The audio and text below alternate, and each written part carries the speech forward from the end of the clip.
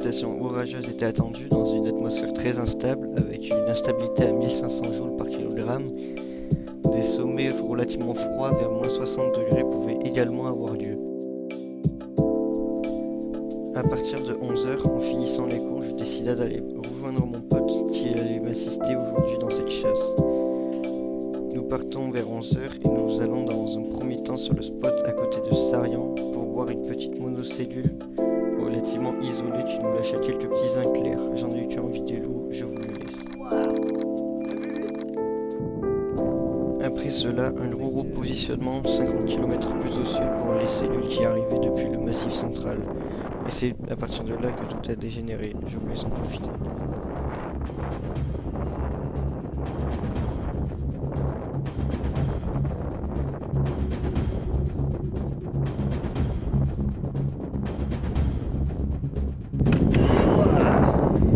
Mais là-bas, on est précis. Ah bah il y a bien un moment où il va tomber au milieu. Peut-être. Ah bah ouais.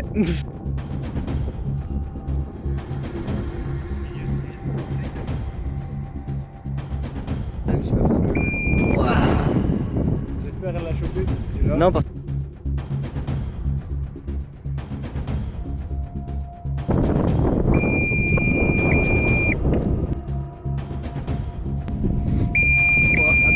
Petit Estra. Qui était très certainement le cas. Ouais, je suis obligé de filmer avec deux écrans.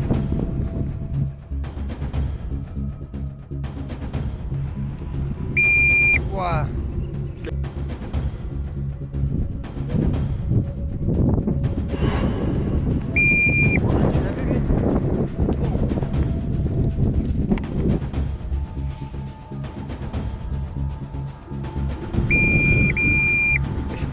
Allez,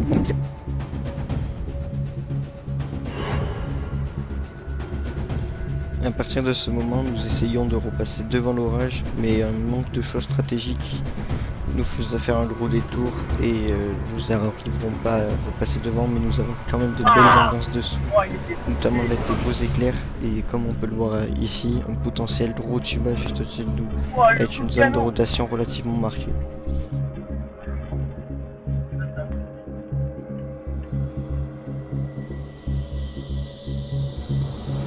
Bien, on dirait un tuba. Normal.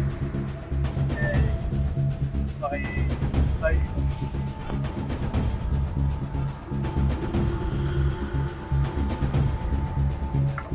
Ouah, devant. C'est magnifique.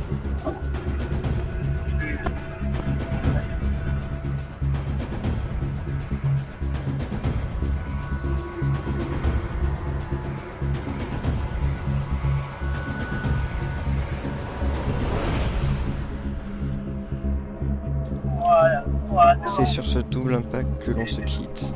Maintenant on passe au 24 juin, où ce jour-là je suis allé chasser de l'orographie qui était annoncée comme forte, avec des sommets relativement froids, avec moins 70 degrés par endroit, et des précipits attendus dans le orange. De fortes cellules orageuses étaient attendues. À partir de 15h, un vaste système orageux dans les Alpes s'était mis en place que je pouvais voir depuis là où j'étais.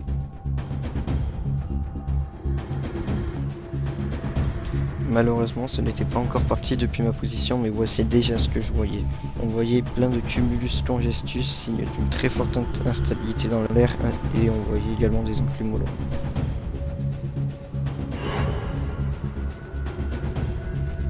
Comme on peut le voir sur cette photo, des congestus commençaient à prendre forme, notamment au fond de l'image, où là, sur ce timelapse, on les voit vraiment bien pousser. C'est les cumulus congestus que nous voyons au fond qui vont pousser et arriver à prendre. À partir de 16h, une cellule orageuse se mettait en place. Ici, de 1 il pleut, de 2 j'ai plus de wifi, alors on est dans les montagnes. Et par contre en vrai il est pas mal. Il y a le drone. Quand je vais faire demi-tour, je vais revenir où j'étais. Et peut-être un peu plus loin, comme ça je peux avoir les radars. En tout cas ça peut se décaler.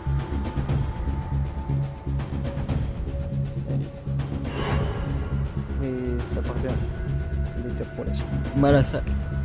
C'est bon. Je reste.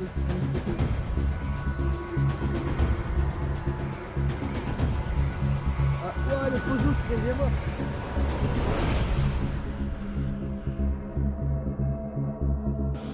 En fait, j'en ai compris. Ouais, le projet qui vient.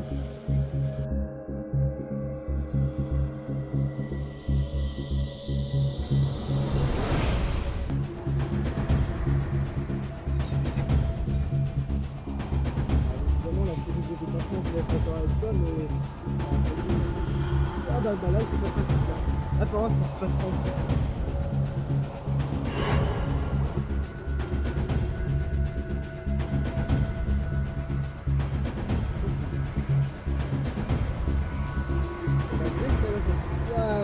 le nombre de vitesse qu'il a connu.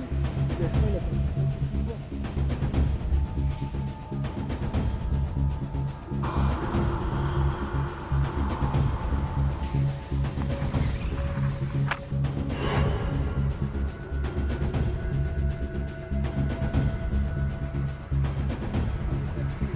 le truc, encore, regarde dans les calibrages, il est quasiment mort.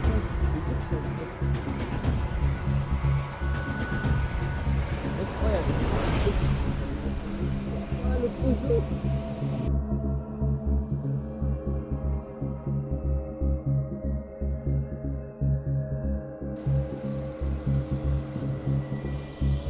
Attends, je sais pas, je vais aller monter, mais je vais avoir un truc.